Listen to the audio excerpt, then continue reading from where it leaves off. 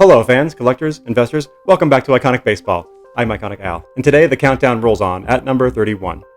Today we're talking about, quite simply, the greatest left-handed pitcher of the post-war era. Probably the most physically imposing and dominating presence on the mound in baseball history. Standing at 6'10 and 225 pounds, this guy must have been a nightmare to stand in against, particularly for a left-handed batter. This is a guy who was second to Nolan Ryan in strikeouts all time at 4,875 strikeouts. He had 303 wins to his name and likely will be the last pitcher to win 300 games. He sported a 3.29 ERA and compiled 101.1 WAR during his illustrious career. He won 5 Cy Young Awards and had an amazing, dominating performance in the 2001 World Series that really solidified his legacy. We'll get into that later. In 2015, when the baseball writers got together, they inducted him on the first ballot with 97% of the Hall of Fame vote. I'm of course talking about the big unit, the great Randy Johnson. Take me out to the ball game. Take me out with the crowd. Buy me some peanuts and cracker jack. I don't care if I never get back. Let me root for the home team. If they don't win, it's a shame. For it's 1, 2, 3 strikes, you're out at the old ball game. Could switching to Geico really save you 15% or more on car insurance? Is having a snowball fight with pitching great Randy Johnson a bad idea? Sorry, man. You all right? Yeah, I'm good. Yeah, you just winged me. Think anybody's gonna notice that?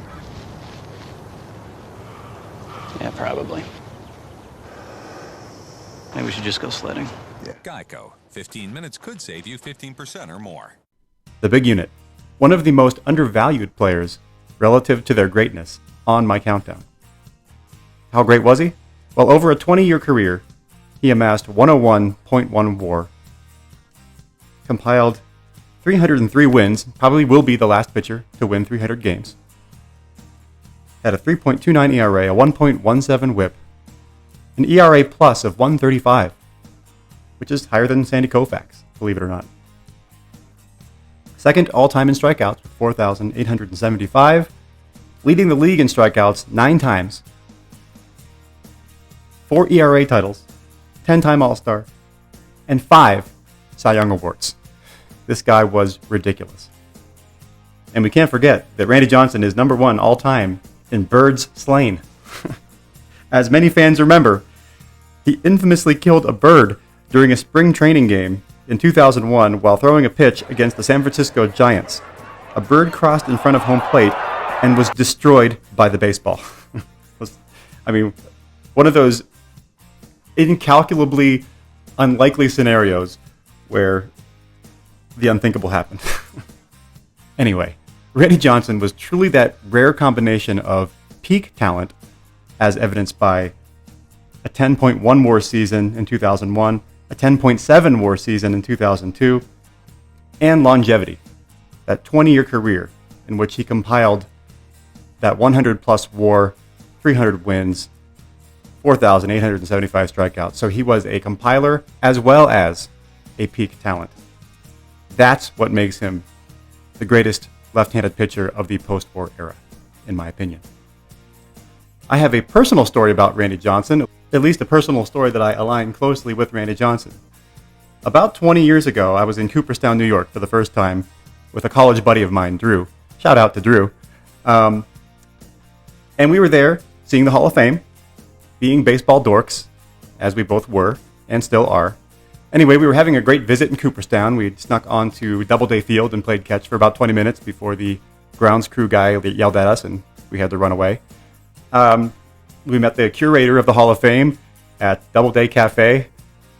Being poor college kids, we booked a 1-star motel that was walkable to the Hall of Fame. I think it was called the Mohican Motel or something like that. Anyway, we took some beer back to our room and watched some baseball. Turns out there was a game between the Arizona Diamondbacks and I think it was the Braves. And Randy Johnson was pitching that game. And we proceeded to watch Randy Johnson throw a perfect game in Cooperstown. while we were having this baseball trip. And I will always remember that. Watching Randy Johnson throw a perfect game, his only perfect game. He threw 2 no-hitters in his career, but this was his only perfect game. And I will always remember that experience, watching Randy Johnson at 40 years old throw a perfect game against the Atlanta Braves from Cooperstown, New York, from our budget 1-star motel in Cooperstown, New York. It was such a magical experience, so I'll always sort of connect that experience with Randy Johnson. Anyway, let's get into some items here. Let's start with this baseball, which happens to be a 2001 World Series ball. This was the crowning moment of Randy Johnson's career. In this World Series, he went 3-0 with a 1.04 ERA, a .69 whip. In 17 1/3 innings pitched, he struck out 19 and ended up winning the co-MVP with Curt Schilling. They basically single-handedly won that World Series for the D-backs. And this is really cool inscription here, 2001 World Series MVP on an official 2001 World Series ball. Immensely cool. I love this piece. I think it was done through Steiner here. But a very definitive piece for Randy Johnson. And as I mentioned, Randy Johnson items are, I think, criminally undervalued relative to his greatness. We're talking about the greatest left-handed pitcher of the post-war era. So the fact that these items can still be acquired relatively easily and relatively cheaply is pretty amazing, actually. I'm not sure if they'll always be that way, but they certainly are now. Moving on to his flagship tops. This is his base kind of flagship tops rookie card. This is a set that I have a lot of nostalgia for. I remember being a little kid and opening packs of 89 tops. It still had the gum in with the cards. And this ended up being sort of the key rookie card in that base 89 top set. This is a PSA 10 of that card. Population of PSA 10 is 1,602. So not ridiculous for high pop wax era. And I have a feeling with cards like this that there won't be many more PSA 10s added to the population from here going forward, just because grading has gotten tougher. And with AI being integrated into grading, I just feel like there will be fewer and fewer 10s of cards like this entering the pop report in future years. Here's the other rookie card that I have. This is sort of an oddball rookie card, but one that I really, really like. This is actually a low population card that comes out of the high population wax era. 89 Classic, Randy Johnson. Number 95. This is a gem mint classic Randy Johnson rookie card. And I just love the color palette on this card. Sort of like classic neon, late 80s, early 90s color palette. And I don't know, something about it just really pops. And I love it. And there's only 200 of these graded. 142 have received a 10. So not many are being submitted. The ones that are being submitted, likely they're being submitted because they're perfect.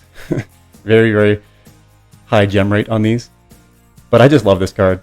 You don't see them much, especially in this high grade. And then last but not least, we have this beautiful Upper Deck Legends, Legendary Signatures from 2000. This is from Randy's prime playing years, just before he won the World Series. Nice on-card auto. Something about these late 90s, early 2000s on-card autos that I just love. I know this is sort of in my prime collecting years, but I've had this card for probably 20 plus years. All right. Thanks so much for joining me on this countdown. I'm having a great time sharing my list and my collection in this format on YouTube. And stay tuned because we're only going to be getting greater and more iconic as we go. Until next time, everyone, keep collecting and stay iconic.